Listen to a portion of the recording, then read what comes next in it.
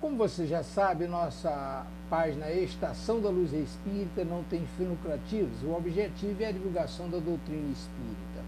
Nós reunimos aqui as obras importantes, os programas.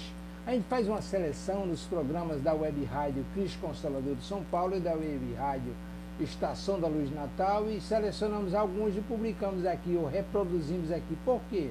Porque não comporta a quantidade de programas. Aquela rádio é programa de manhã, de tarde, de noite. Aí não temos como reproduzir todos. Aí a gente faz aqui uma coletânea, vai pegando os próximos que vão aparecendo e a gente vai reproduzindo aqui para você. Qual é o objetivo? Divulgar a doutrina espírita, para que você encontre aqui na página Estação da Luz Espírita a programação que atenda às suas necessidades, estudo, lazer, pesquisa. E é por isso que lhe convidamos agora para mais esse trabalho da Web Rádio O Cristo Consolador. Programa Espírita, estudo aprofundado do livro Memórias de um Suicida, de Ivone do Amaral Pereira, com Helena de Fátima e equipe na Web Rádio Cristo Consolador. Trabalho simplesmente excepcional. Convidamos você para o programa e muitíssimo obrigado mesmo pela sua companhia.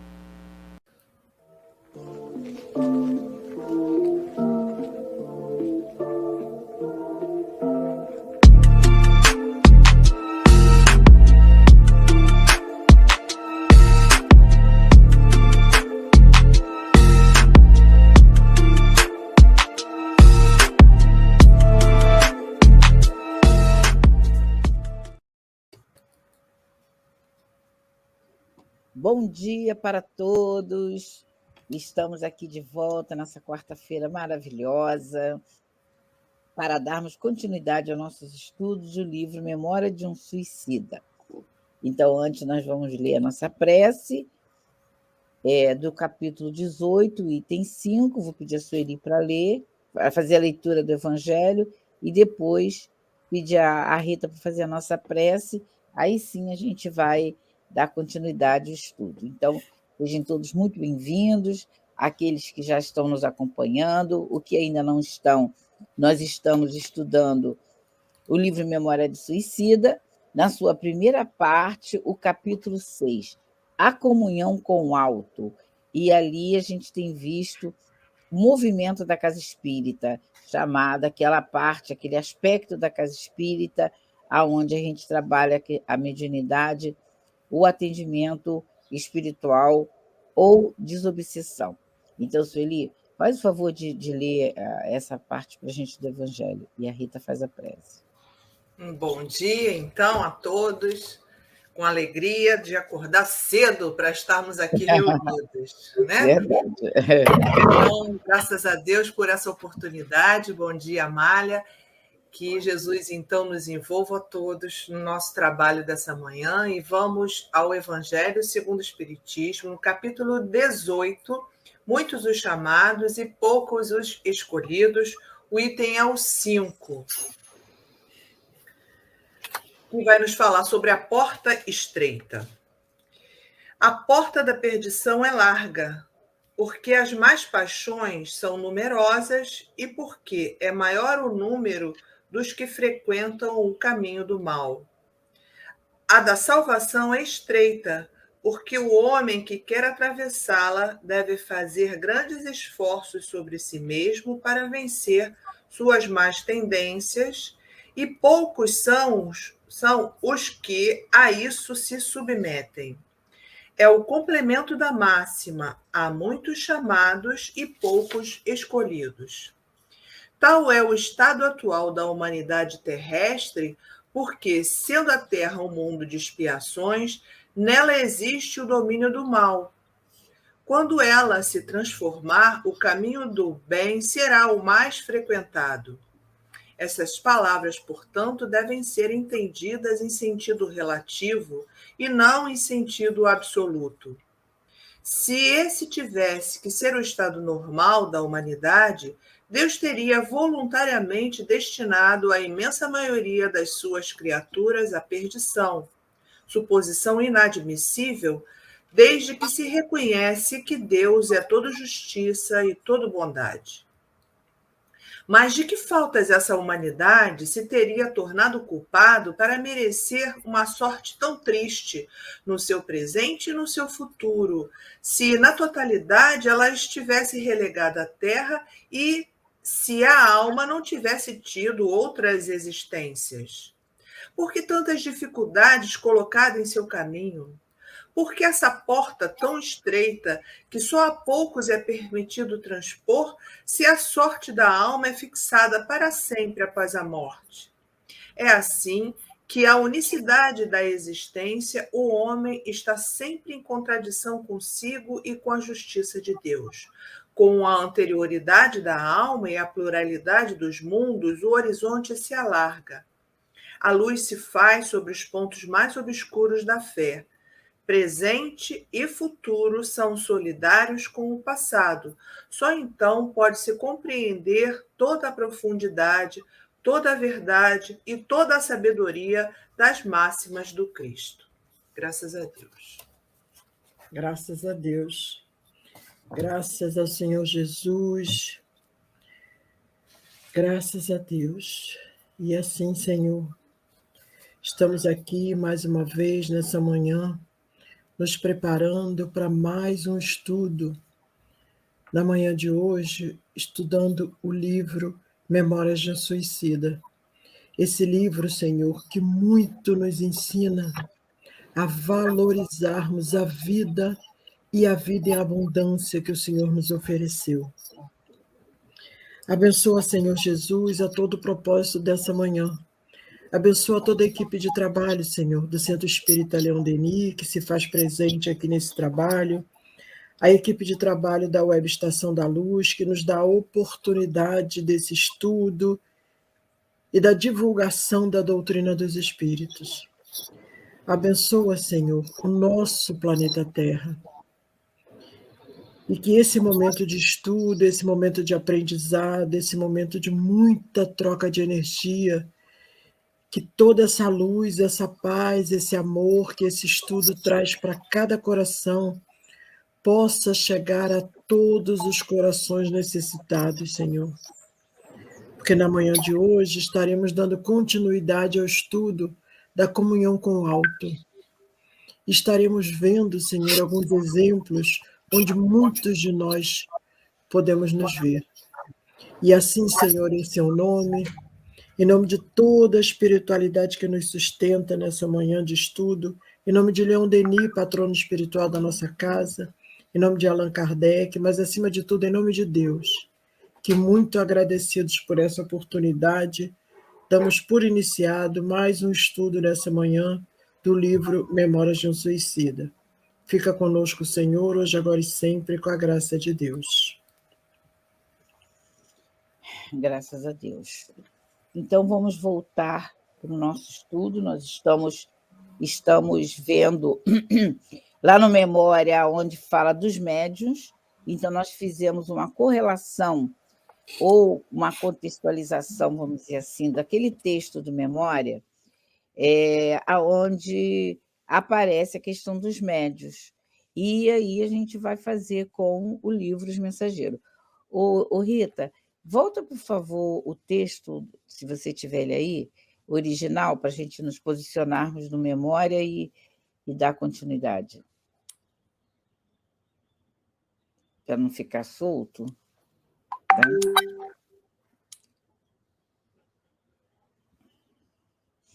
Então, enquanto a Rita está achando ali, é só para a gente estar vendo que o livro Memória de Suicida, nesse Setembro Amarelo, é o modo que nós estamos fazendo a nossa campanha de prevenção contra o suicídio e a favor da vida. Então, a gente não só faz uma campanha contra, a gente faz uma campanha em favor da vida e de instrução das nossas almas para o mundo psíquico, para o mundo espiritual.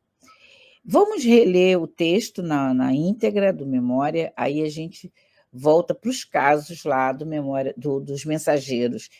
Tá? Leia para a gente, Rita, por favor.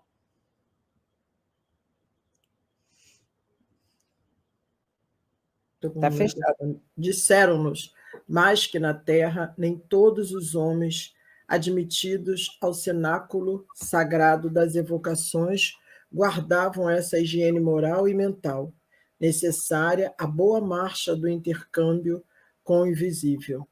Que nos dias decorrentes, entre os encarnados, existia até mesmo leviandade e abuso na prática das relações com os mortos, o que é lamentável, porquanto todo aquele que age leviana ou descriteriosamente se tornou, em torno de tão respeitável qual melindroso assunto, acumula responsabilidades gravíssimas para si mesmo, as quais pesarão.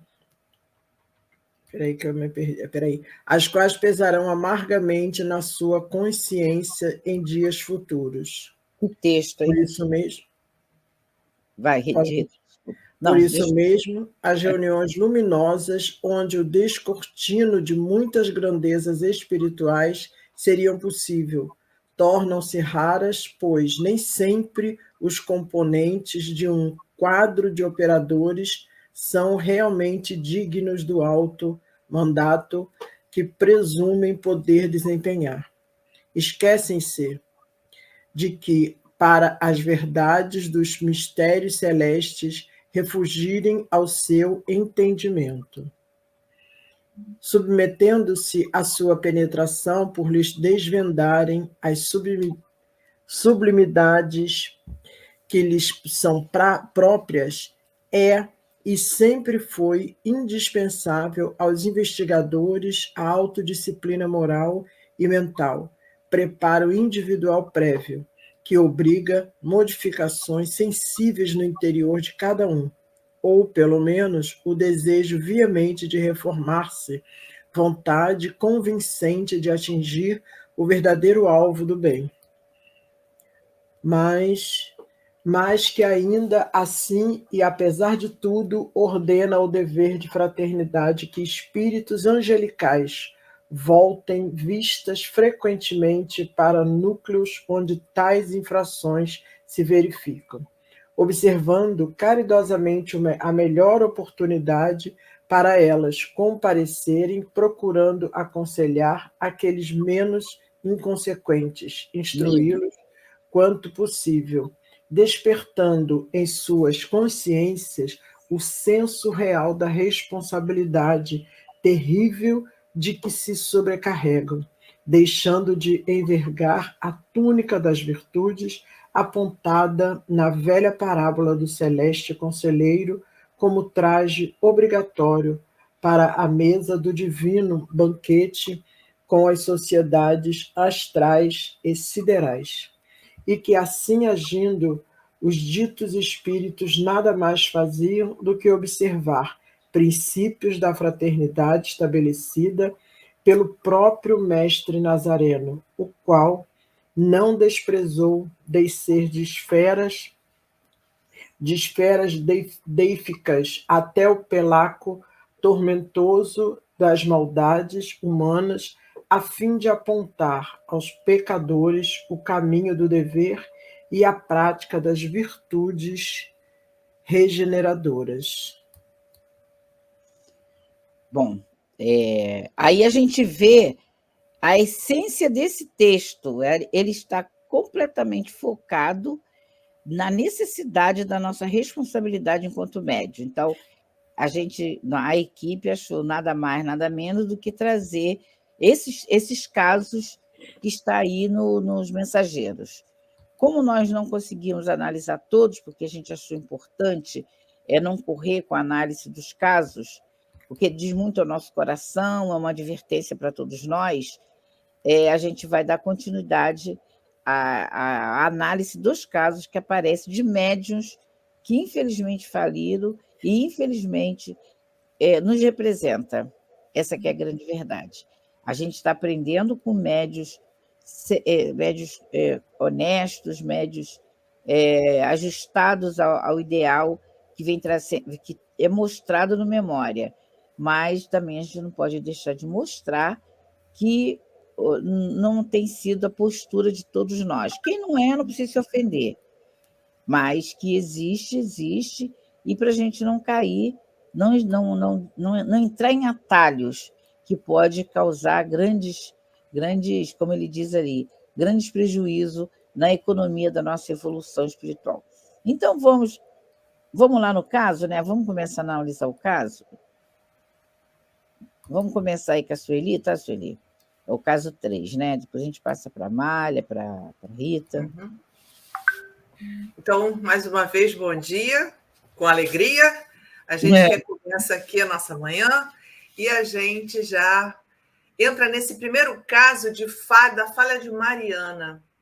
Então, nos mensageiros, eles vão trazer alguns médiuns, como foi falado aqui pela Helena, que, alertados que somos todos nós, por tantas instruções, tantos estudos que a gente faz do Evangelho, do Livro dos Espíritos, enfim, de toda a codificação, quando a gente vai para o trabalho, nem todas as vezes a gente está tão disposta a ceder realmente nesse momento pelo trabalho. E aí o André Luiz, nos Mensageiros, nos traz aqui a falha de Mariana, que também trabalhava, né, num centro espírita, e ela se perde numa falha que muitos de nós temos, que o Manuel Filomeno de Miranda denomina essa falha de desculpismo. Isso legal. aí a gente tem que acordar para quantas vezes a gente dar uma desculpa para fugir do trabalho. E aí a gente se perde porque, obviamente, a gente está fugindo de uma missão que a gente combinou lá no mundo espiritual, né?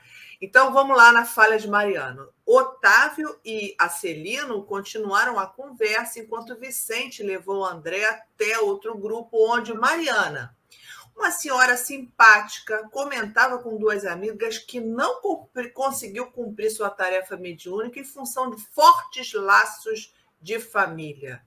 Então, ela está lá no mundo espiritual e já percebeu que ela deixou de cumprir. E é exatamente isso que acontece, né? A gente sai do mundo físico, o abafador, a gente está envolvida na família, é meu filho, é meu marido não gosta, é o horário de rezar, ele já reclama. Então, a gente, o conselho aqui, o alerta aqui é para que a gente ache aquele momento, ache aquela forma que sempre há da gente cumprir nossa tarefa. E aí ele segue assim: algo falava dentro de mim para o desempenho da tarefa, mas... E o marido? Amâncio nunca se conformou. Se os enfermos me procuravam para o receituário, ficava bravo.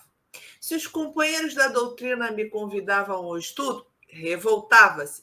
Chegava a mobilizar as filhas contra mim. Como atender às obrigações se as brigas se sucediam?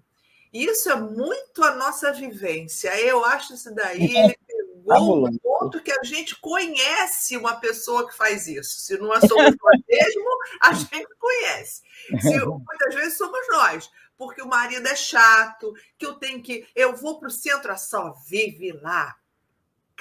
Particularmente aqui na minha casa, mas não acontece isso porque eu não permito.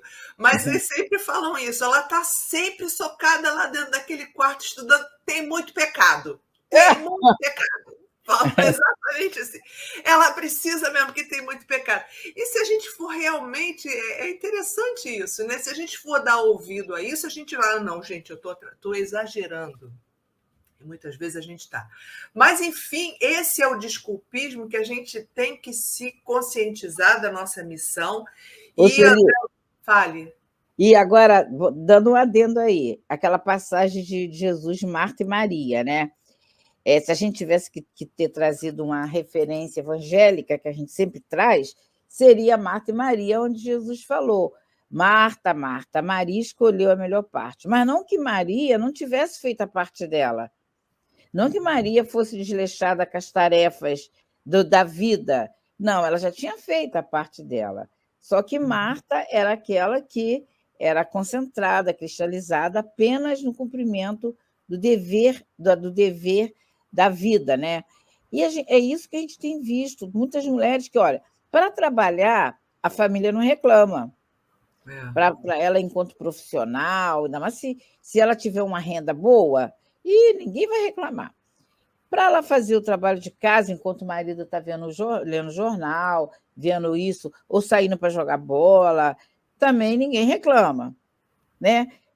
Mas só que entendendo que ela já cumpriu com as obrigações profissionais, as obrigações da família, que é muito difícil uma mulher espírita, cumpridora dos dever, que quem sou, como diz Emmanuel, quem são os médios na generalidade, né? Aquele texto, né, Mari, que a gente está sempre usando.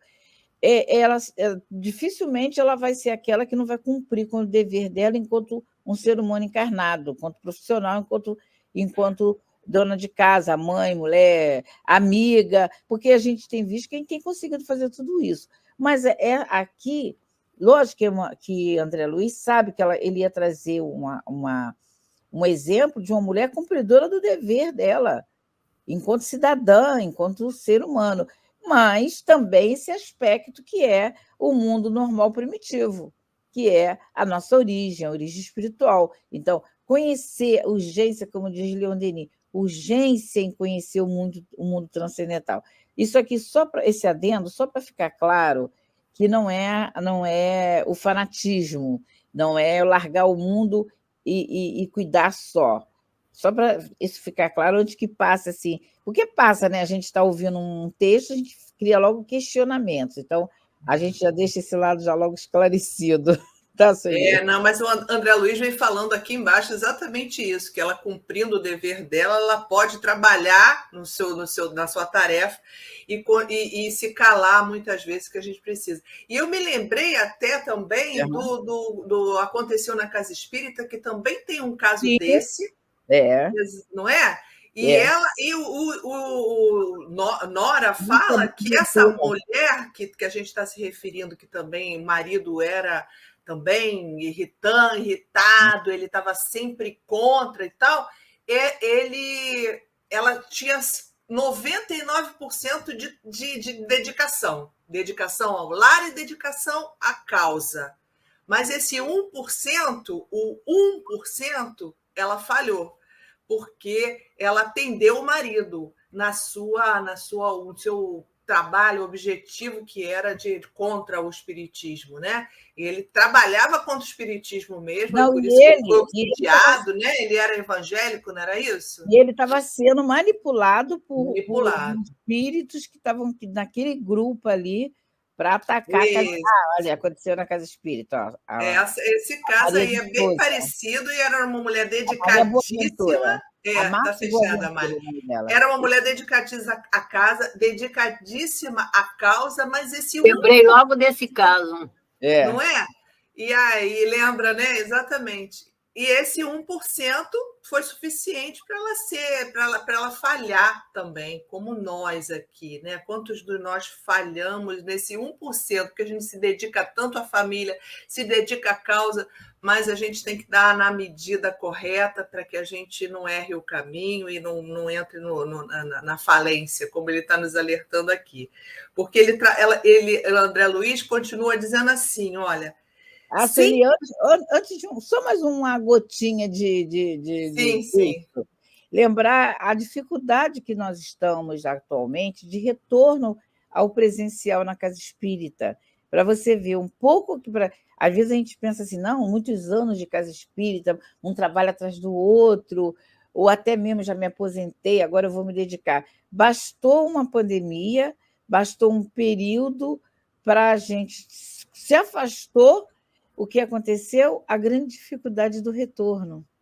Então, está uma campanha, graças a Deus, e a espiritualidade tem falado conosco, todos os trabalhos, a gente está trazendo à baila esse tema, a dificuldade que nós outros estamos. Quem não está, que eu estou falando, quem não está não tem que se ofender, mas nós estamos falando a generalidade, tá? E quem não está não precisa se defender. E fortalecer quem está com dificuldade, porque quando a gente se permanece no trabalho com fidelidade, com adesão à campanha de Jesus para a implantação do Reino de Deus e a campanha do Consolador Prometido, que é divulgado nas casas espíritas, é o local mais propício para isso, e daí divulgado para as mídias digitais, é retorno. Não é fica em casa mais não, tá? É retorno ao trabalho para nos ajudar e ajudar a humanidade. O que é a casa espírita? É local, ponto de luz, ponto de oração, local onde a gente vai orar. A gente pode orar em casa? Pode, mas ali é um fecho de vara. Todos juntos. Núcleo de luz em meio às trevas. Isso, núcleo de luz em meio às trevas. Não é isso, Rita? Que mais que a gente pode... Só antes de continuar, tá, Sueli, para a gente estar ressaltando isso aí. Da casa espírita, o que mais que a gente lembra da definição de Baltazar, né? Do que é a casa espírita? É o ponto que dá sustentação também para o médium, né? Como você falou, não que nas nossas casas não dê. Como disse o doutor Herman, quando nós fechamos a casa, tivemos que fechar a casa espírita está onde está seu coração. Só que esse momento agora, a casa espírita nosso coração tem que estar dentro da casa espírita, para que a gente possa perceber, principalmente, a importância da nossa necessidade enquanto médium. Porque muitos de nós também temos que compreender que essa ausência da casa espírita acaba nos trazendo transtornos até em saúde, por estarmos com muitos fluidos, já iniciamos os passes de salão, já iniciamos, os trabalhos estão retornando devagar, e se a gente se exime de retornar, a gente acaba se prejudicando inclusive a nossa saúde. E é essa importância, né, que você está trazendo agora, que muito bem lembrado por você, desse nosso retorno que é muito necessário. Antes da Sueli continuar, um texto de Baltazar que ele diz aqui, o que é o centro espírita na ótica dos bons espíritos? Só não vou falar todas, não. Núcleo de emanação de vibrações de ordem, de força em direção a Deus e Jesus. Núcleo impulsionador de preces, de apelos às forças divinas. Só mais um. Local onde as pessoas ali oram, formam um circuito de forças. Era isso que eu estava querendo achar. Formam um circuito de forças para quê? Para a paz no mundo. Essa que é a grande verdade. Para a paz no mundo, tá? Sueli, continua, minha filha. E eu, na verdade, eu escutei diversas vezes. Eu não preciso ir em casa espírita, não, porque o templo está no meu coração. E a gente analisa essa questão assim bem seriamente, quanto trabalho ali, quanto maquinário que os espíritos levam para fazer o tanto de desobsessões e curas numa reunião pública. Será que a gente vai ter esse mesmo Estamos com essa bola toda? Essa equipe toda dentro da nossa casa? Obviamente não, né? Então a gente passou um tempo que foi necessário, foi, né? Um tempo que foi útil, que inclusive teve uma divulgação bastante severa, e isso foi uma coisa ótima, né? Então teve uma importância, teve um motivo, mas a gente tem que agora acordar para a nossa necessidade de trabalho e de auxílio, né? A nós mesmos e ao Até porque, Sueli, os outros templos, a gente também tem que reconhecer isso. Todo mundo voltou. As igrejas, graças a Deus, as igrejas católicas, o pessoal voltou, os seus adeptos voltaram, as casas, os templos evangélicos estão todos de parabéns, é isso mesmo. E nós também, espíritas, estamos de parabéns ao retorno às nossas queridas e amadas casas espíritas, grandes ou pequenas.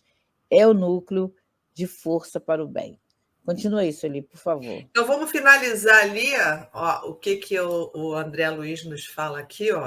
Nesse instante, uma das amigas mais seguras de si refletiu que sempre temos recursos e pretextos para fugir da responsabilidade. Então, e é verdade, gente, uma hora é uma coisa, outra hora é outra, e a gente também é acionado pelo mundo espiritual para que você fuja da sua tarefa, tá? A gente tem que estar alerta para isso, para não ceder a essas influências, né? Mas sempre há alguns minutos da semana e pequenas oportunidades para fazer o bem. Lembrou que ela poderia conquistar o entendimento do marido e também a colaboração das filhas se trabalhasse em silêncio, mostrando disposição para o sacrifício. É essa questão aí que a Helena levantou, que ela vai cumprir as tarefas dela dentro de casa, sem embates, em silêncio, mas continuar firme no seu propósito, porque é essa que é a nossa proposta mesmo, enquanto espíritas, a gente ter essa abnegação que Jesus está nos convidando, a gente precisa ceder um pouco e avançar em outro. E a gente sempre tem uma conversa, uma relação, um entendimento para que a gente siga no nosso propósito. Porque se não for assim, a gente vai continuar no desculpismo, e esse não é o caminho. A gente tem que achar o meio termo, trabalhar, fazer a sua parte, mas dar continuidade, né? E ele continua assim: os atos são mais contagiosos que as palavras. A gente fala demais, né?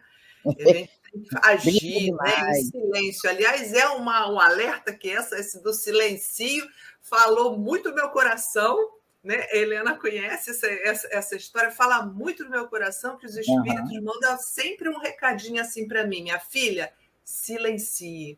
E é interessante que esse termo, se silencie, falou mesmo no meu coração, porque várias vezes, em vários momentos, vem para mim essa situação: silencie, porque muitas vezes a gente fala demais e age menos. Então, essa que é o chamado aqui de André Luiz: silencie e trabalha, e ponto. E aí ele vai entender, chega uma hora que o marido entende, o filho compreende, e aí é aquelas palavrinhas que vêm devagarzinho, assim: ela é pecadora, ela trabalha demais.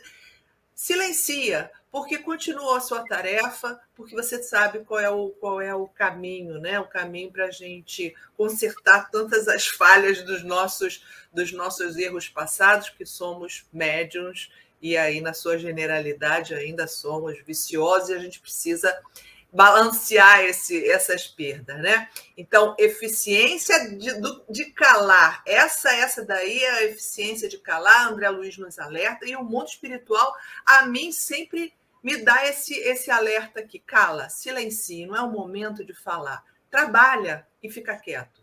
Se usarmos as receitas que fornecemos aos outros, a gente vai continuar nosso projeto.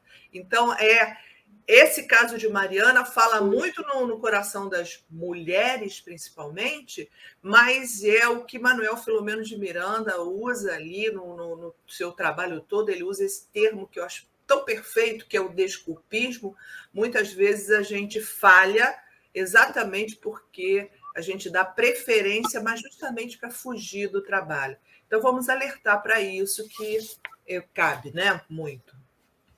Isso mesmo. Tem algumas perguntas, né, Rita? Tem, mas eu queria trazer antes aqui o comentário aqui do grupo que estão conosco sobre as nossas falas, né, do nosso retorno. E aí o Getúlio Curtis nos diz o seguinte: a própria doutrina nos recomenda o equilíbrio. E a Regina nos lembra que mediunidade estagnada é prenúncio de obsessão.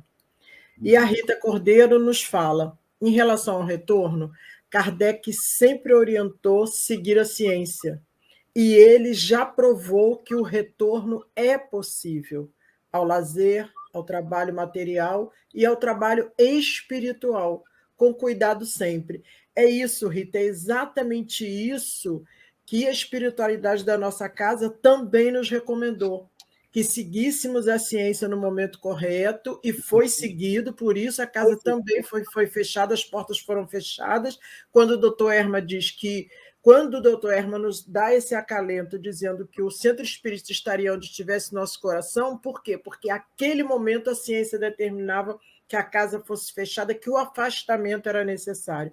Agora, a própria ciência nos diz que podemos retornar às nossas vidas normais com devidos cuidados. E esses devidos cuidados, a nossa casa continua mantendo alguns protocolos recomendados também pela ciência.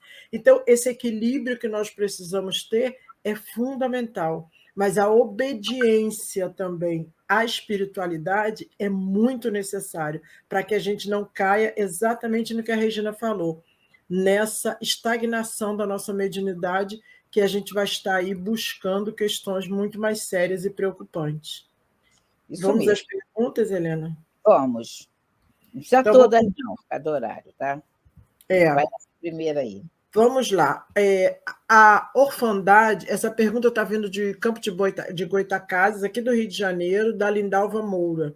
E ela pergunta o seguinte: a orfandade, crise financeira e de fome podem ser consequência de suicídio em vidas passadas?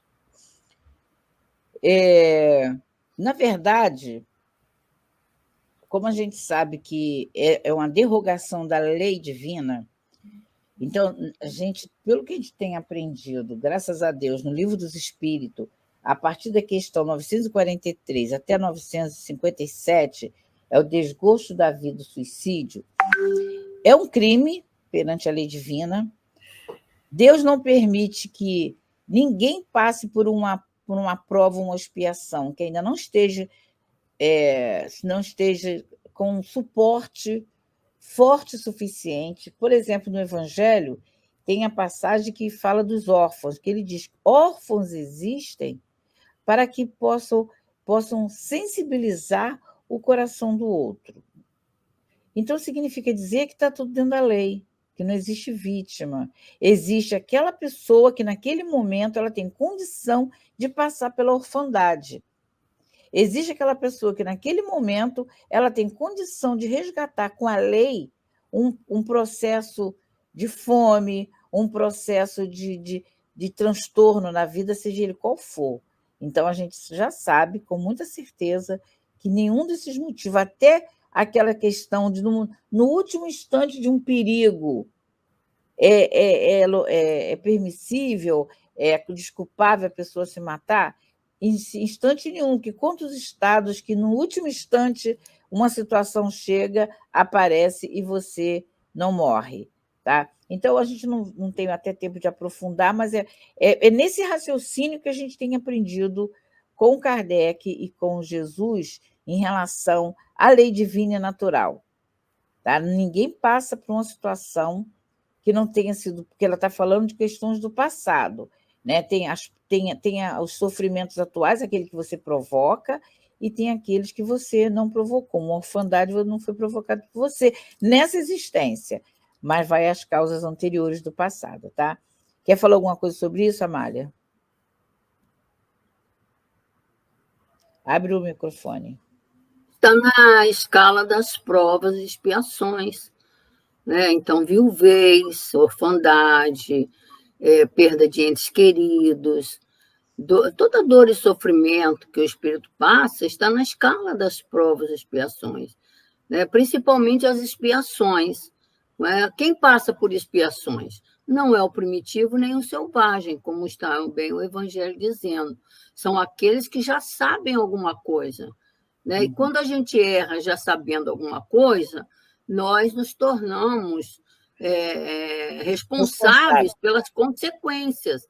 E eu tenho que responder pelas consequências, né? Que têm sido muito graves na nossa vida por conta da nossa rebeldia, da nossa teimosia, né?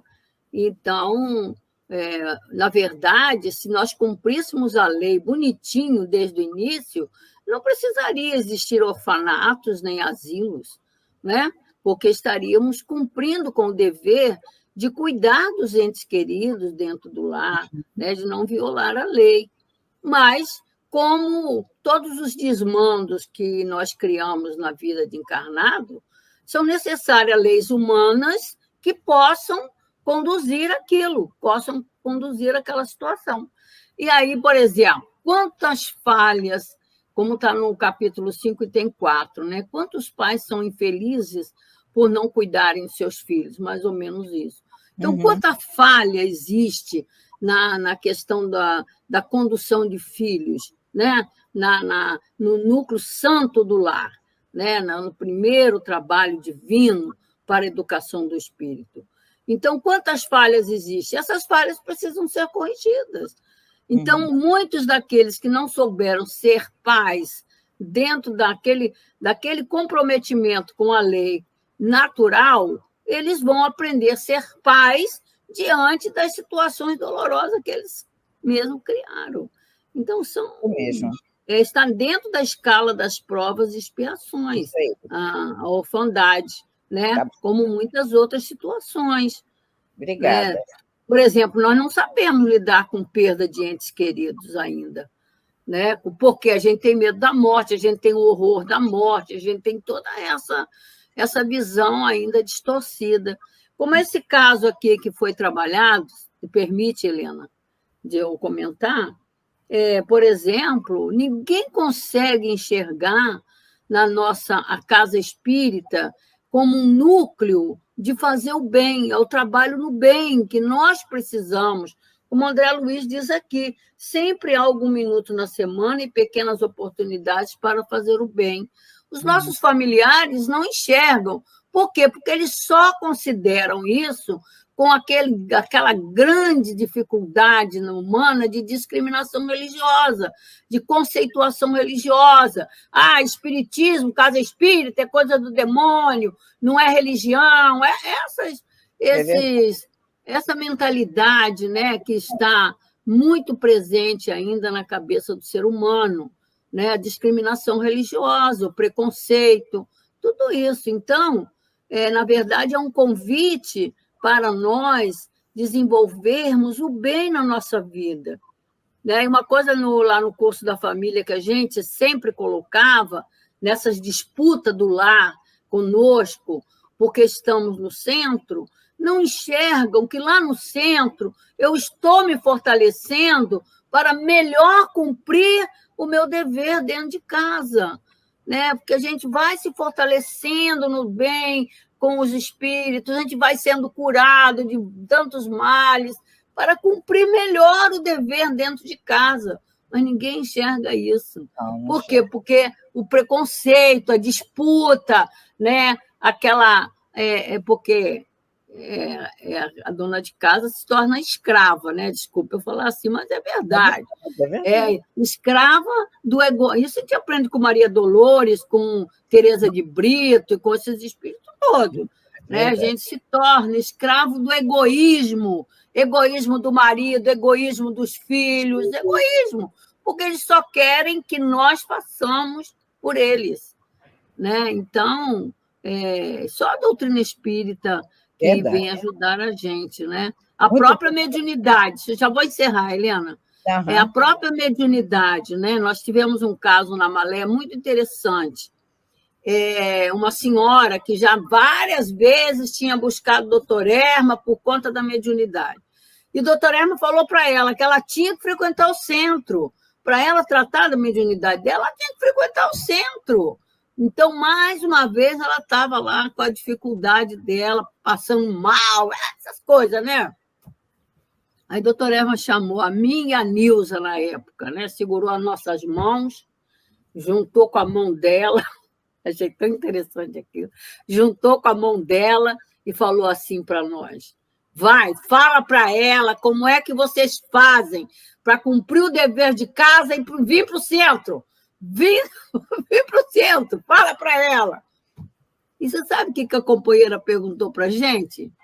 Vocês cuidam da casa de vocês? Vocês vão ao mercado? Vocês fazem isso, fazem aquilo? É como se a gente não fizesse mais nada na vida para ir para o centro. Puro engano. Como é enganoso isso, gente. Demais. Isso aí. Muito enganoso. Mal sabe a hora que, para a gente dar conta de tudo isso, a hora que a gente acorda. E graças a Deus, porque isso tem sido muito benefício na nossa vida.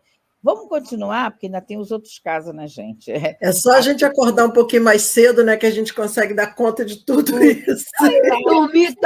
Dormir quase o dia inteiro, acordar 10 horas da manhã, 11 horas da manhã. Outra coisa, não dá conta. A gente tem Aí nós temos uma pergunta aqui. Desculpa. Não, Rita, a gente vai voltar com as outras perguntas depois, tá? Então tá, vamos voltar lá no caso? Então nós vamos para o caso 4, é isso? Isso. A Suelito fechou o caso? Aquele caso foi fechado, né? Tá. Fechou, Sueli? Tá. Então vamos para o caso 4. O Rita, quer fazer esse caso 4 para a gente?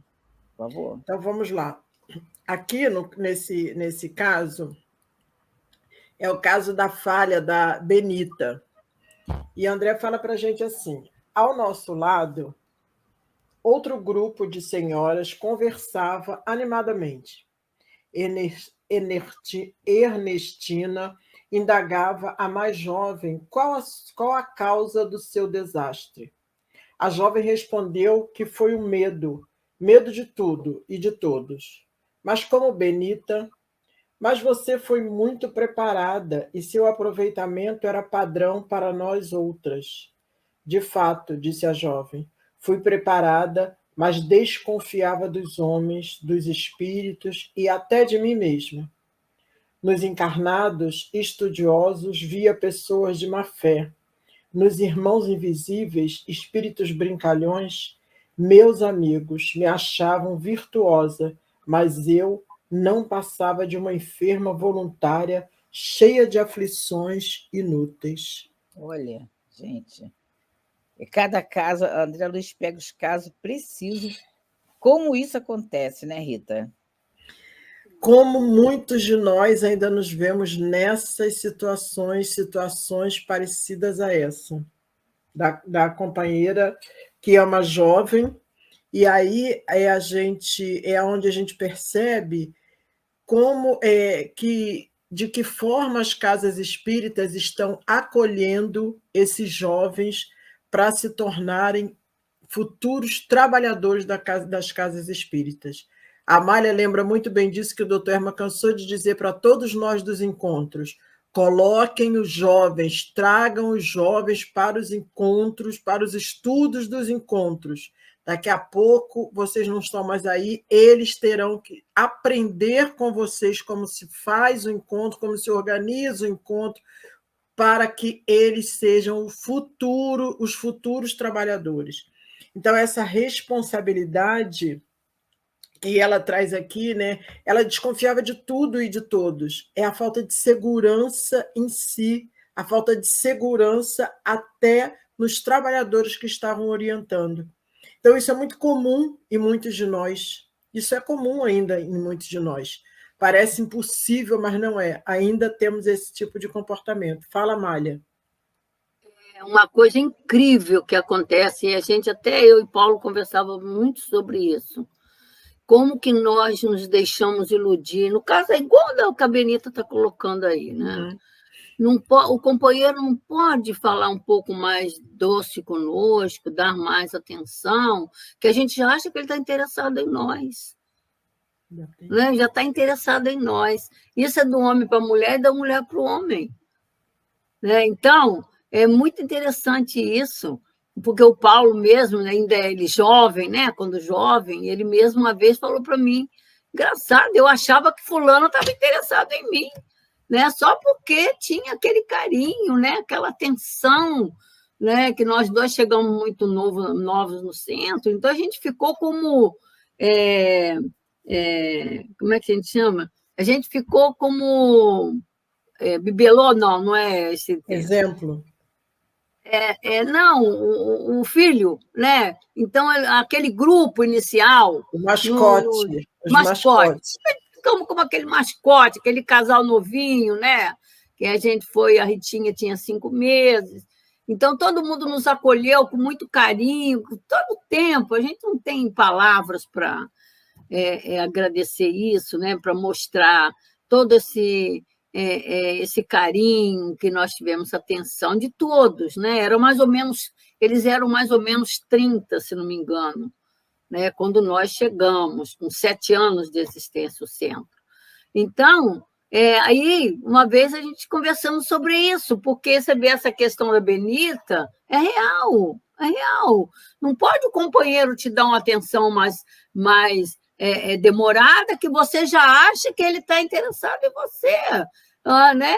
Isso, como eu estou dizendo, isso é um escândalo, é uma situação muito difícil que nós precisamos vencer. E quantas mulheres já teve que se afastar por esse excesso de ciúmes, de exclusivismo? Nossa, e aí cria problema em casa, cria ciúme, né? O cuidado que a gente tem que ter no atendimento fraterno por conta dessas suscetibilidades, né? Dessas sensibilidades, né? Desorganizada ainda no coração humano. Agora, a Casa Espírita está aí para ensinar a gente nisso.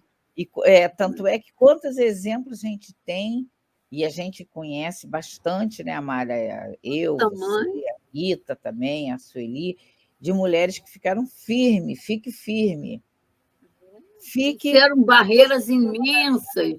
Se posicionam como Maria, como Jesus falou. E que Maria fez? A questão da Maria é a questão da prioridade, que a gente não sabe fazer. A gente não sabe Qual fazer a prioridade que eu vou dar a esse trabalho, né? E aí aqui também, Amália, o que me chama, Amália, Helena, Sueli, o que me chama, e demais companheiros que estão aí conosco, o que me chama também a atenção é a importância do culto no Evangelho no Lar.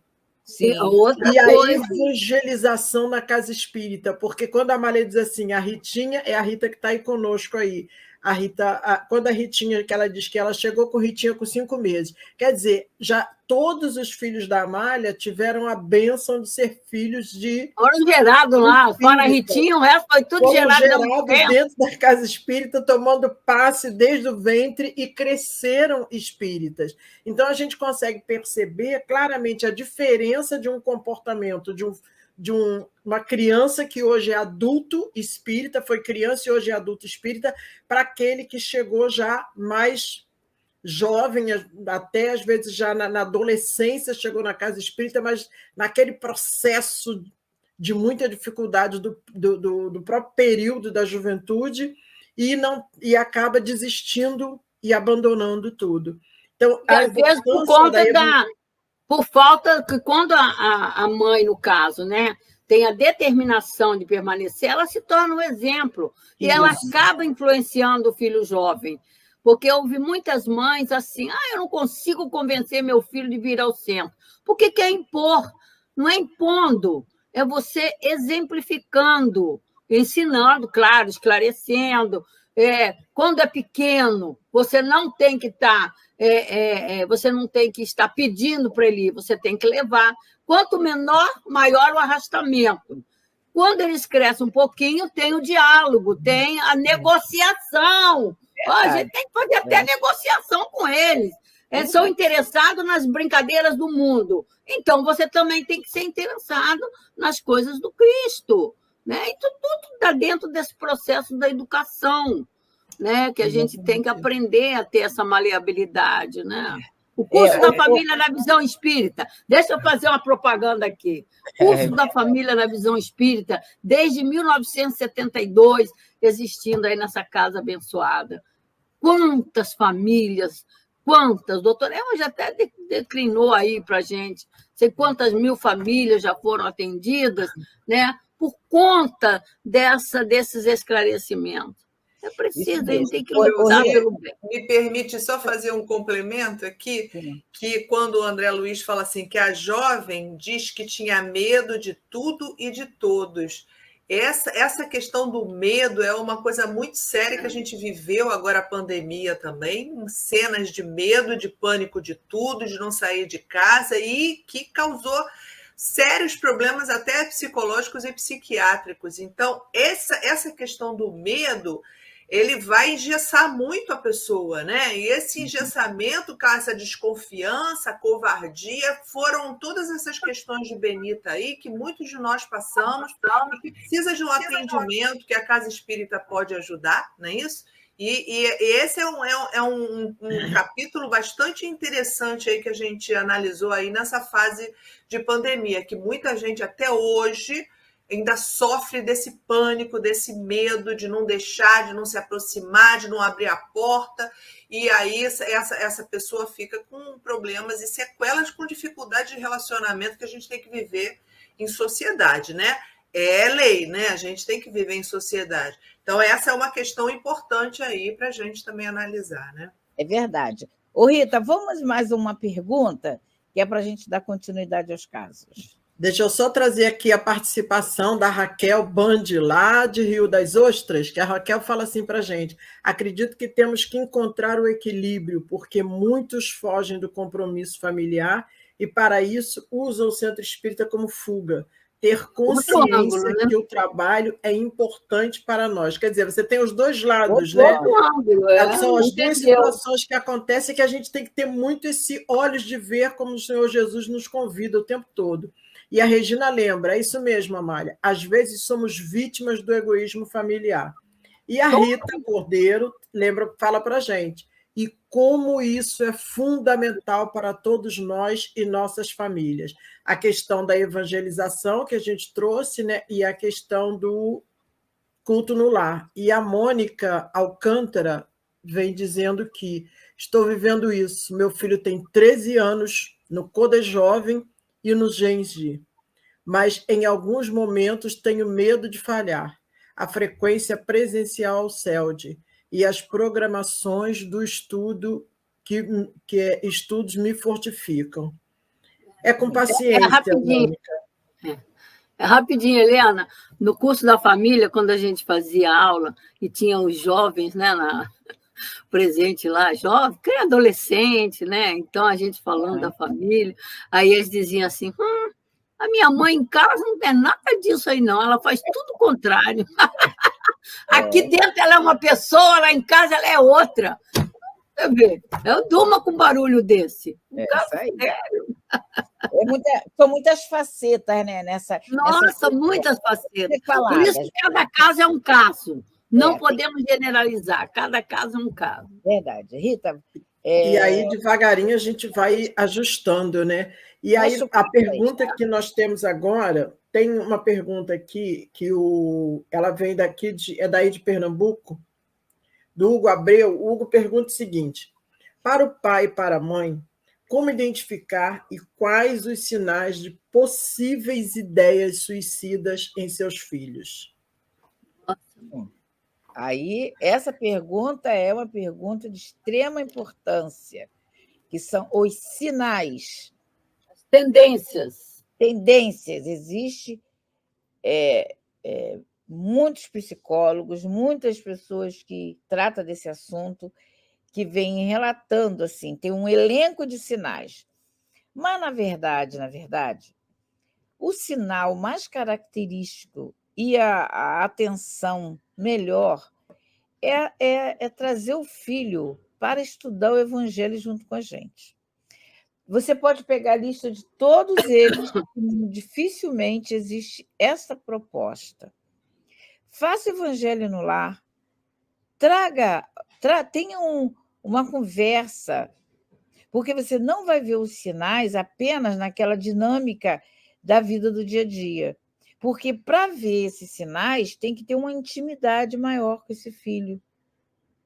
Com a correria de escola, de trabalho, de sustentabilidade da casa, e às vezes até o excesso de trabalho, para dar mais conforto no lar, muitas das vezes você não tem um olhar com mais acuidade para aquele filho, para aquela situação, aquela conversa, aquela intimidade com aquele filho.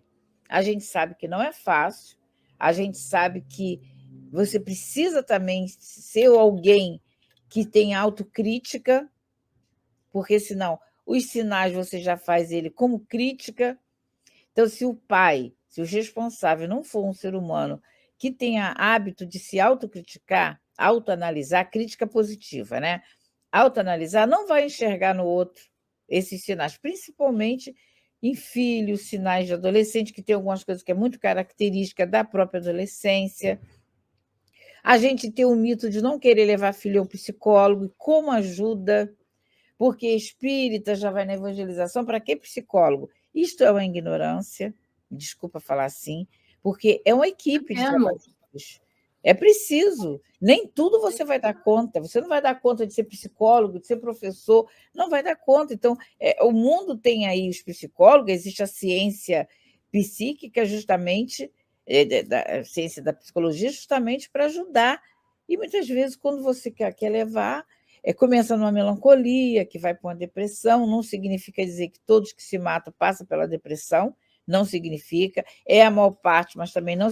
mas não, era muito alegre, não significa, e a gente tem visto os profissionais da vida por aí, o grupo de valorização da vida tem sido incansável. Se você falar nisso, as pessoas nem querem, já acham logo que é estigma.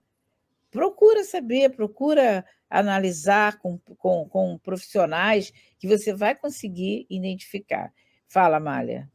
Então, a questão 385 do Livro dos Espíritos, né, que perguntam lá: que aconteceu com meu filho? Que antes era tão bonitinho, tão docinho, tão fácil de lidar, né?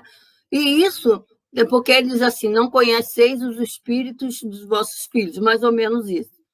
Por quê? Porque na infância, né, desde bebezinho até mais ou menos lá, quando eles começam a entrar na adolescência ou na pré-adolescência, era aquele paparico todo, beijinho para cá, beijinho para lá, e aquela coisa, aquela, né? Então, aí quando começa a entrar na adolescência, que eles começam a reagir, cria-se um afastamento, né? Eu tive depoimento de mães lá no centro que tinha todo esse paparico com os filhos quando eram pequenos, e quando eles se tornaram adolescentes, tinham dificuldade de beijar os filhos. Não conseguia beijar o filho adolescente. Por quê? Porque todo aquele paparico não deu continuidade, que é o que a Helena está colocando aí, né? Então, todo aquele amor que eu tenho, que ali eu tenho que dar continuidade o tempo todo, né? Que é para fortalecer a união. O culto no lar alimenta isso, sustenta isso, essa união. Então, quando eles se tornam, por isso que os espíritos disseram, não conheceis quem é o vosso filho, né? Por quê? Porque você parou no alimento de sustentação desses laços. E a outra coisa, rapidinho, é, por exemplo, nossos filhos se envolvem com... se envolve lá com um coleguinha que a gente condena, que a gente julga, que é isso, que é aquilo, ou que tem má conduta. Então, é aquele negócio de dizer, fulano, meu filho se perdeu com essa amizade. Agora, a gente esquece de prestar atenção que foi uma atração do meu filho com aquele tipo de situação. Por que ele se sentiu atraído para aquele coleguinha? Né? Só o coleguinha que tem o defeito, que tem o vício? E o meu filho não tem, não? Por que ele foi atraído? Por que eles brigam por causa daquele coleguinha? Eles brigam com os pais por causa daquele coleguinha. Então, é porque a lei de afinidade, a lei de atração, né? Então, porque a gente condena o filho dos outros, mas não presta atenção nas tendências dos nossos filhos. Verdade, verdade. Muito bem lembrada. Que se a gente continuar aqui, vão ser muitas família na visão espírita. Muitas nuances. Helena, deixa eu só trazer a contribuição aqui da Rita, que ela fala ajudando a responder a pergunta, né? E ela diz o seguinte: precisamos muito observar e ouvir nossos jovens, sem pré-julgamentos, mas com o real intuito de conhecê-los e ajudá-los a encontrar o melhor caminho para eles e não para nós. Aí ela está trazendo aqui jovens, filhos, sobrinhos, alunos, todos os jovens. Nós que já temos essa condição, concordo com você, Rita, termos esse olhar, né, de ajudá-lo a caminhar sozinho daqui a pouco, porque ele vai precisar... A gente ainda fala assim, ele está fazendo isso só para me fazer sofrer. É só para me fazer sofrer. Quem disse que é? Ele está pedindo socorro, Exatamente. Muitas das vezes, quando a pessoa... Como foi a pergunta ali, o que precisamos observar? Esse comportamento de pedido de socorro que a Amália traz aqui é uma identificação. Tem casos de jovens que adquirem alguma doença que ele não quer participar do tratamento. A diálise peritoneal, por exemplo, jovem, gente, é horrível porque você fica com os braços, com o pescoço, tudo furado para poder se fazer a diálise. Tem jovens que se recusam, e isso é um sinal de suicídio.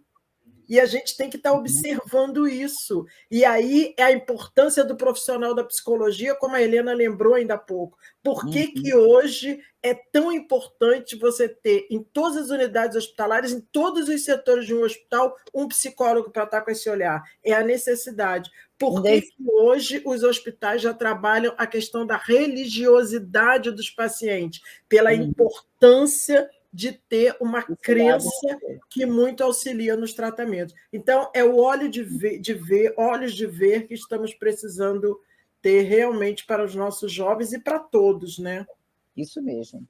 Aí a gente sabe também, para a gente encerrar essa parte, que o afeto é complicado, né? A gente precisa trabalhar o afeto, Porque você, às vezes, supre tudo, mas não supre afeto. O jovem gosta de abraços e beijos. O meu não gosta. Tirando os que não gosta, mas eles precisam. Não gostar uma coisa e precisar outra. Então, esse afastamento do corpo, do abraço, do beijo... Você pode até respeitar ele e não gostar, mas não deixa de abraçar ele.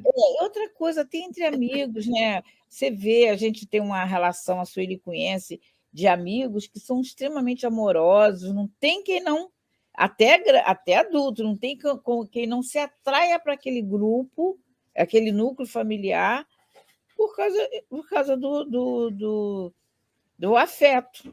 O afeto é o que mais atrai. O afeto é o que mais precisa o jovem e a criança. Não é mimos. Mimo é uma coisa e afeto é outra. Satisfazer as necessidades é uma coisa, até exagerada, mas afeto é outra coisa. É o que a gente mais falha. Vamos continuar, né? Porque senão isso aqui não termina, gente. Esse assunto é muito Junto importante. com o afeto, muitas vezes vem o não, né? Necessário. Exatamente, isso, sim. Vamos lá, passar os outros casos? É o que a Rita está dizendo aqui, né? É bem isso, mãezinha. São diferentes formas de pedir socorro, por isso precisamos estar atentos. É essa atenção que nós precisamos dar realmente. Aí vamos, então, ao caso 5. Vamos lá. Hoje a gente tem que terminar os casos, gente, pelo amor de Deus. Quem vai? A Amália? Esse é para a Amália? É a Amália agora, tá? A experiência de Joel. André acompanhou Vicente, que perguntou a Joel como iam as vertigens. Joel disse que ia diariamente às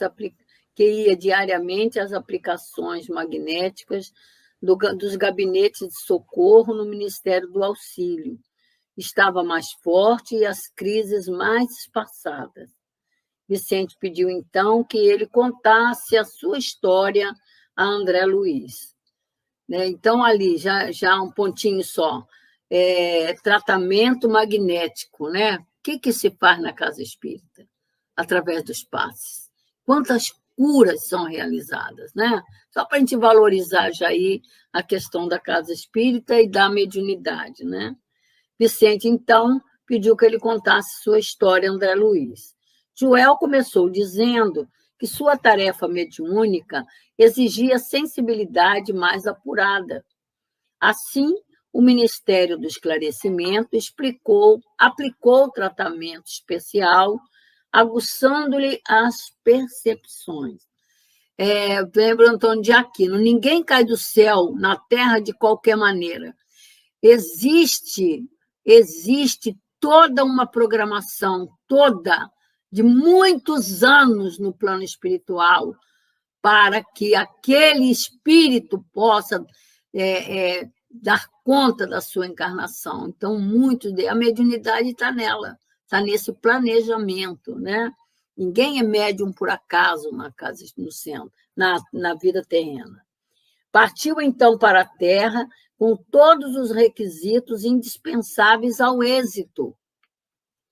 A sensibilidade era uma concessão da providência superior como uma espécie de lente poderosa para o proprietário definir roteiros, localizar perigos e obstáculos, ajudando o próximo e a si.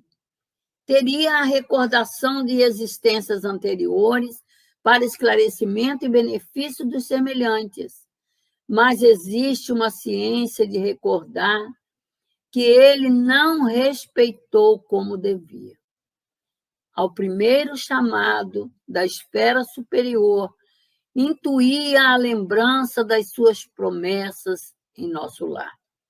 Ao recordar de toda a sua penúltima existência, envergava a batina como Monsenhor nos últimos períodos da aquisição espanhola.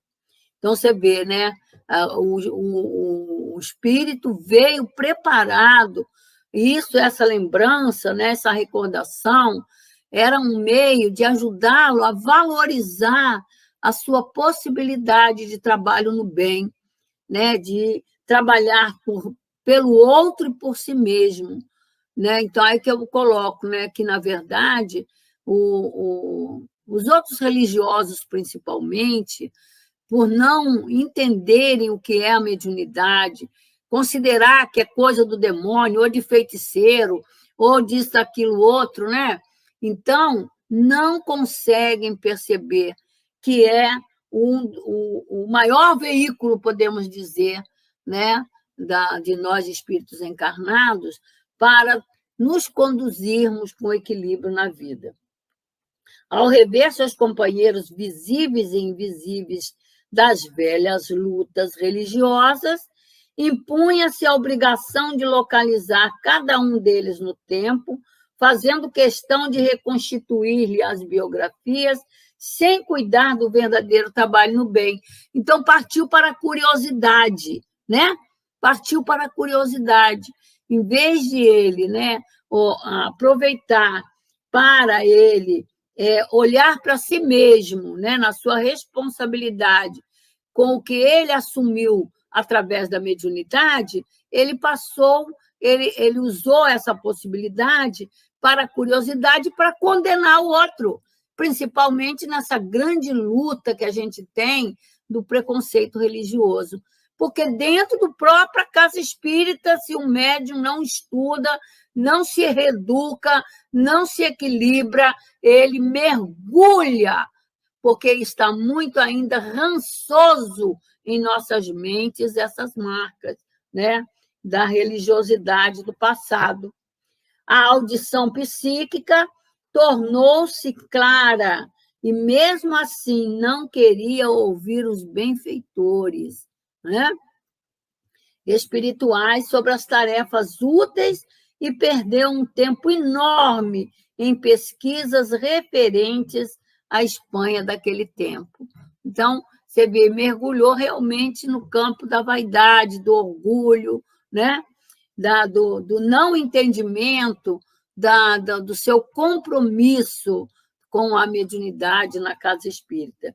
Por isso que a gente tem que estudar muito e aprender a valorizar a mediunidade, não tendo-a somente nesse nível horizontal, como ainda está muito presente, né, nas casas espíritas, né? Ela tem que ser trabalhada no nível vertical, porque aqui era o que precisava para ele. Ouvir os benfeitores. Para ouvir os benfeitores, a nossa sensibilidade tem que ser trabalhada na vertical, na busca de elevação. Porque você sintonizar com os iguais a você é muito fácil, muito tranquilo. Agora, você sintonizar com espíritos mais elevados e que vão direcionar você é mais difícil. E, para isso, você precisa do seu próprio esforço, no estudo e no trabalho no bem.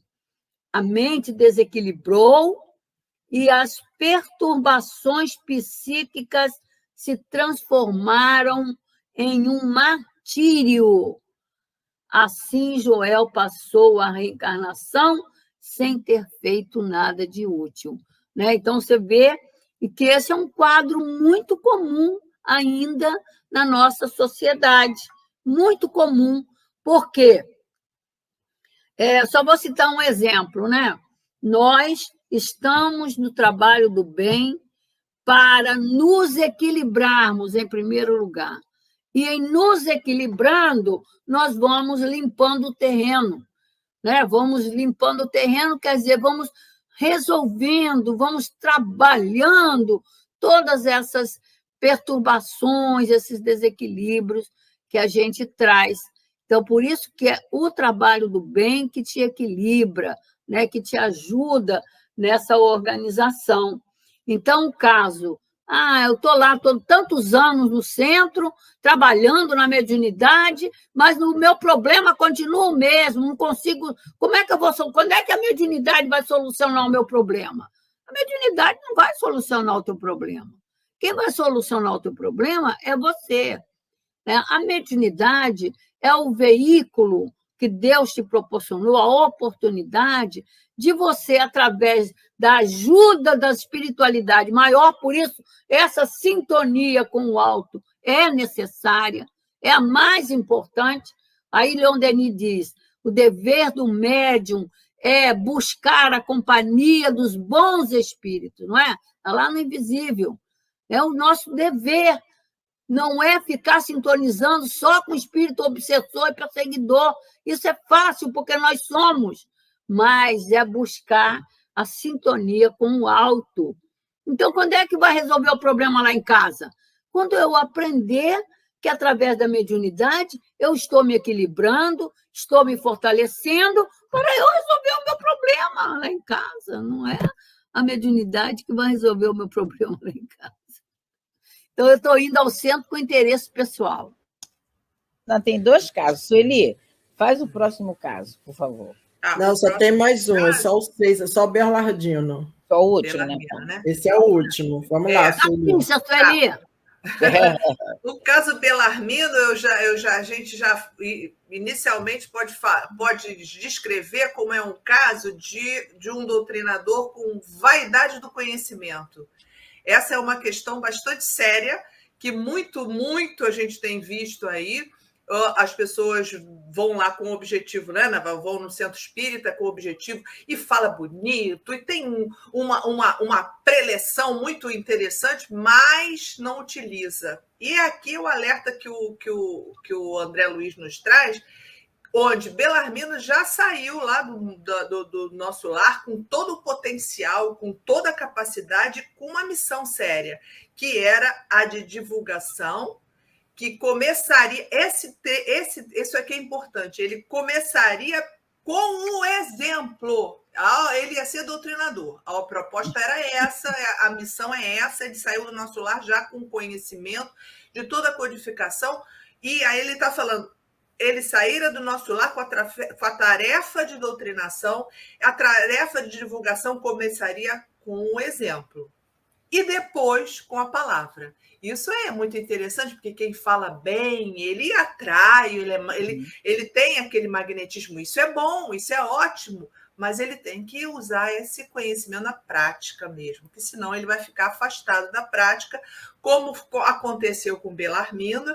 Ele encarnou, então, com essa proposta e começou a observar que os seus colegas, os seus trabalhadores não se empenhavam, e começou a crítica, começou a observação, porque ele tinha muito mais fala do que prática, de resiliência, de entender o próximo, o estágio evolutivo. Então, tem todo um caminho que a gente tem que ter o espiritismo bem sentido, ele tem que ser bem compreendido, mas, acima de tudo, bem sentido, e a aplicação na prática. E aí a gente observa que ele, no centro espírita, isso irritava. E ele perguntava, esse grupo aqui não é um grupo de intercâmbio? Os médios não são simples. Ele começou a criticar de uma tal maneira que, num determinado momento, ele percebeu que ele falava melhor, tão bem, que ele partiu, então, para a vida pública. Só que não foi para essa vida pública com o objetivo, com uma proposta, pelo exemplo que ele já tinha o conteúdo. E aí ele foi para a politicália inferior, né? Nessa politicália inferior, infelizmente, ele ficou bastante rico, teve uma situação financeira boa, mas o corpo dele enfermo, porque ele morava num palácio, mas tinha o deserto no coração. Então, é mais um exemplo de médium falido, que usa muito a palavra e pouco o exemplo. De todo o ensinamento que a gente segue, toda a codificação tem um objetivo muito especial, que é a sua reforma verdadeira. Porque se você fala bem, se você convence bem, utiliza isso para você mesmo, para se convencer e para utilizar isso na prática. Caso contrário, a gente vai falir, né? Esse cuidado tem que ser muito grande de se observar. Rita, volta ali em cima, porque tem um texto. Não, lá de cima, Rita, o primeiro, esse segundo, aí. Quando ele diz isso, Belarmino era um doutrinador falido. Esse termo é muito importante. Muito importante isso, entender isso. Continuar como doutrinador, mas falido. E muitas das vezes, para o mundo, ele não está falido. Então, tem alguns textos aqui que o André coloca, que é muito importante a gente estar lendo na íntegra a fala de André Luiz. Sueli, dá uma lida aí para ele, por favor. Vamos lá. Então, saíra do nosso lar, ele, né, Belarmino, com a tarefa de doutrinação no espiritismo evangélico. A tarefa de divulgação começaria com o exemplo e depois com a palavra. Como você falou. Elisa seria sua companheira de sempre. Bom, seguindo. Belarmino atenderia ao resgate pessoal e veicularia entendimento doutrinário às criaturas dos dois planos. Olha exatamente que essa questão resgate que a gente é a questão mesmo que a gente está vendo lá no Memórias, né? São os doutrinadores que fazem lá o processo de desobsessão. Então, ele tem que ter conteúdo, ele já tinha esse conteúdo, mas ele tinha que ter, acima de tudo, o uso na sua vida prática. Os pais de Belarmino, desde a infância, deram-lhe as primeiras noções espíritas, enquanto que circunstâncias diversas o levaram a presidir um grande centro espírita. Então, ele era diretor do centro. 8 médiuns extremamente dedicados seriam seus colaboradores. Olha que lindo! Então, já tinha todo um planejamento de trabalho eficiente para auxiliar no plano espiritual a esses sofredores. E aí, ele tinha também o conteúdo e o potencial para isso. Mas Belarmino colocou, acima de tudo, as provas insofismáveis e, envaidecido dos seus conhecimentos, começou a atrair amigos de mentalidade inferior. E esses amigos aí elogiam, enriquece a vaidade e continuam falando que você é muito bom, é bom demais. Olha a falta da comunhão com o alto. Isso. A falta da sintonia elevada, da mediunidade na vertical. Menosprezar os amigos leais ali, trabalhadores, e partir para outros que só elogiava. Não é? Ele exigia dos pobres médios longas respostas sobre os planos invisíveis. Essas são as exigências, às vezes, do diretor, que está fugindo da proposta só porque ele quer conteúdo, quer fala, quer intelectualidade. Muitas vezes ele se afasta, né? O resultado era sempre negativo, porque cada homem receberá agora ou no futuro de acordo com as próprias obras. Isso o irritava. Então, esse diretor que é irritado, que não respeita o limite do outro, é bem típico mesmo, né? A gente vivencia muitas vezes essa realidade, que é falta mesmo de amorosidade, de fraternidade, né? E aí, lógico, que ele vai se afinizar no mundo, né, bastante de grupos de amigos espirituais de baixa vibração.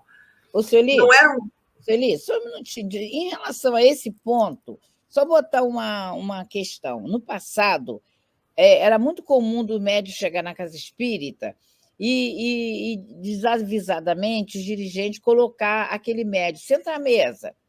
Então, se recebesse espírito, através da psicofonia e incorporação, era médium. Se não recebesse, pode sair.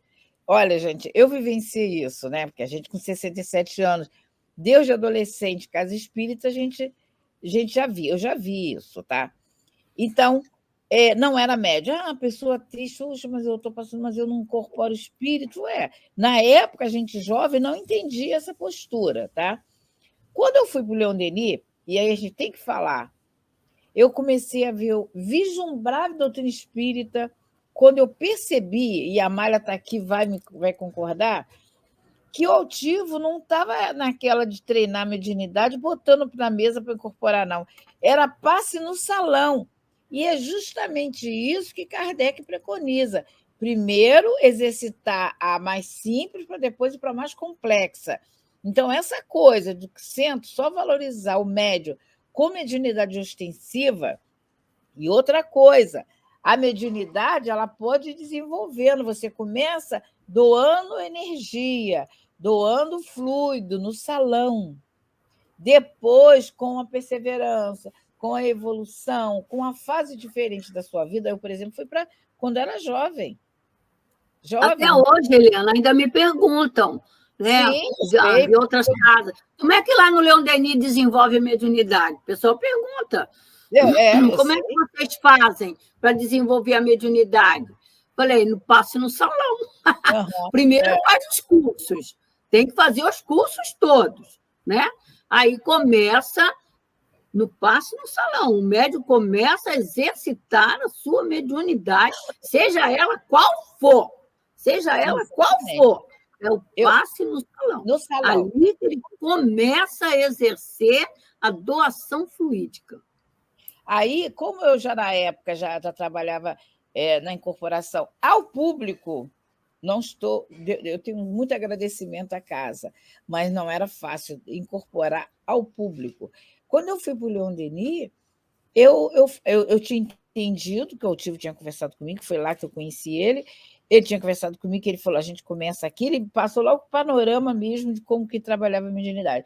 Aí eu pensei, bom, então eu vou aceitar, vou para o passe de salão. Mas ele falou, não, no teu caso você já vai para a desobsessão, porque aqueles anos, né, nessa inteirinha aí já estava casada, já não era tão jovenzinha, já devia ter uns 23, 24 anos, enfim. Aí, resumindo a história, que é onde eu estou querendo chegar, essa maturidade de administrar uma casa espírita, isso se aprende, tanto que existe curso, existe estudo. Leon Denis, ele tem lá no Invisível, no capítulo 10, como começa o grupo. Às vezes você fala, mas o meu grupo não está começando agora, já tem 20, 30 anos, mas às vezes as atitudes é de iniciante, ou às vezes nem de iniciante. Então, Leon Denis traz isso. Kardec, no capítulo 29 do Livro dos Médiuns, ele traz toda ali normas a serem seguidas para uma casa espírita, porque faz uma diferença muito grande, é uma ciência. Desenvolver a mediunidade é uma ciência, então ela tem que ser tratada como uma ciência espírita. Então, aí eu trouxe isso, eu vou voltar para você, Sueli, desculpa, mas é para mostrar que essa questão de valorizar só médium ostensivo acaba nisso aí. Volto para você, Sueli, para você já ir encerrando aí, por favor. Sueli, pode voltar para você. Então, só para a gente finalizar aqui, o que aconteceu aqui, que a gente já vai encerrar, né? Então, a gente já vai dizendo que ele, antes de firmar a tarefa de ensinar, abraçou a negação, no grupamento espírita foi para a política, não a que eleva, mas para a politicária inferior, e terminou seus dias com uma bela situação financeira e um corpo enfermo. Morava num palácio e tinha um deserto no coração. Então, a gente tem que avaliar essas questões aqui, que estão muito ligadas aqui ao nosso estudo de hoje, exatamente porque nós, enquanto médiuns, temos os alertas e todas as informações necessárias para a gente desenvolver e trabalhar realmente no que a gente pretende, do que a gente se comprometeu lá no mundo espiritual, né? Está fechado. Lê para a gente essa conclusão aí de Narcisa, por favor, para a gente terminar aqui. Bom, então Narcisa nos diz assim: trabalhar e instruir-se, meditar no Evangelho, aproveitar a oportunidade. Narcisa, ele disse que nessa fase de renovação mental, extremas dificuldades espirituais nos assaltam o coração.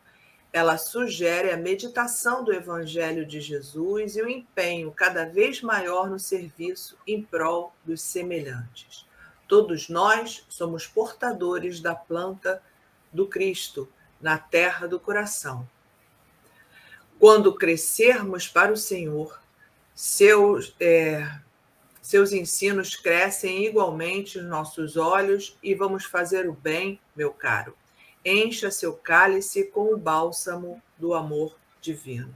Então, aí é um carinho, né, nos nossos corações para que a gente se volte realmente para o trabalho, para a nossa tarefa, sempre com Jesus na nossa direção, nos nossos objetivos, com carinho ao próximo, com o nosso projeto de evolução, de progresso, auxiliando, né? Essa que é a proposta de nós aqui, que comprometemos antes de encarnar. E a gente tem que fazer o esforço para não falhar. Graças a Deus. Muito bem. Então, Me permite, Helena? Lógico. Terminando com Jesus, a gente aproveita e faz um convite para todos. Participe do 29º Encontro Espírita sobre Jesus do Centro Espírita Leon Denis, com o tema O Consolador Prometido. Os Espíritos do Senhor, que são as virtudes dos céus, como um imenso exército que se move desde que dele recebeu a ordem, espalham-se sobre toda a superfície da terra. Semelhantes às estrelas resplandecentes, eles vêm iluminar a estrada e abrir os olhos dos cegos. Homens, irmãos que nós amamos, estamos próximos de vós. Amai-vos também uns aos outros e dizei, do fundo do vosso coração, fazendo as vontades do Pai que está no céu: Senhor, Senhor, e podereis entrar no reino dos céus. O Espírito de verdade. Convidamos a todos para participarem do 29º Encontro Espírita sobre Jesus, com o tema O Consolador Prometido, que será realizado no domingo, dia 25 de setembro, de 9 às 12, pelo Centro Espírita Leon Denis e parceiros ao vivo no YouTube. Também teremos salas no Zoom com inscrições a partir do dia 7 de setembro pelo site do CELD, www.celd.org.br. Os jovens também estarão ao vivo no canal do CELD no YouTube, de 9 às 12. E para a infância, teremos belos vídeos que podem ser acessados pelo site do CELD. Participe!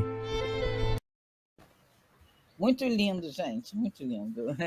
Na segunda Fechamos com o convite de Narcisa, né, que nos convida a estudar, nos instruirmos, estudar e meditar através do Evangelho. E aí, nada melhor do que isso, que domingo estejamos todos juntos no Centro Espírita Leon Denis e aqui na Web Estação da Luz e outros parceiros, estudando o Evangelho do Senhor Jesus através do nosso 29º Encontro Espírita sobre Jesus, que muito vai falar nos nossos corações, que esse ano é o estudo do capítulo 6, o Cristo Consolador. E a gente vai entender esse Consolador prometido que o Senhor Jesus nos disse. Tá bom, gente? Então, esperamos todos vocês aí no próximo domingo. Helena, te devolvendo a palavra. Então, obrigada. Vamos lá fazer a nossa prece, pedir a Amália fazer a nossa prece, tá, Amália? Obrigada.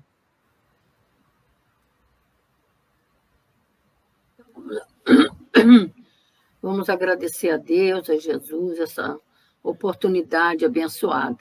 Vamos lembrar que tudo que foi tratado aqui está diretamente relacionado com memória de um suicida, no comportamento dos companheiros que estão sendo tratados, né, nesse núcleo de luz, que é a Casa Espírita na Terra, buscada pelo alto para tratar essas almas sofridas.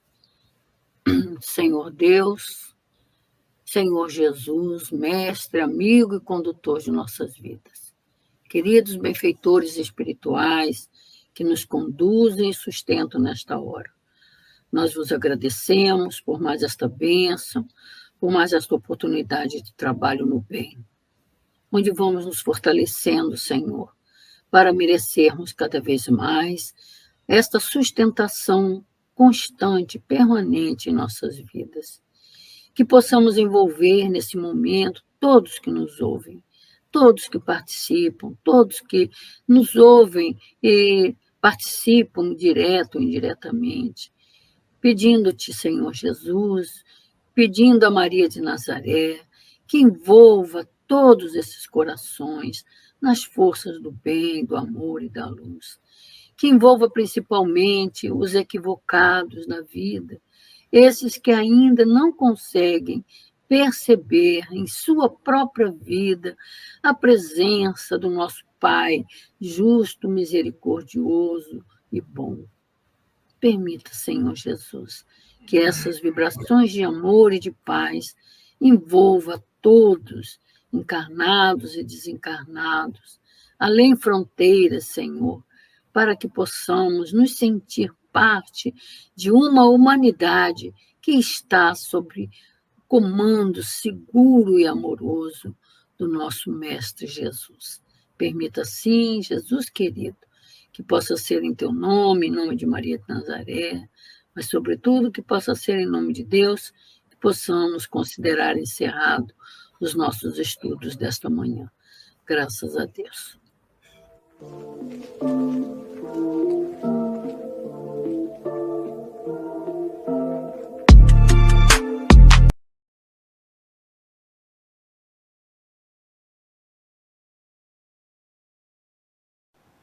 Chegamos ao final da nossa atividade. Muitíssimo obrigado mesmo pela sua companhia e espero você no próximo evento.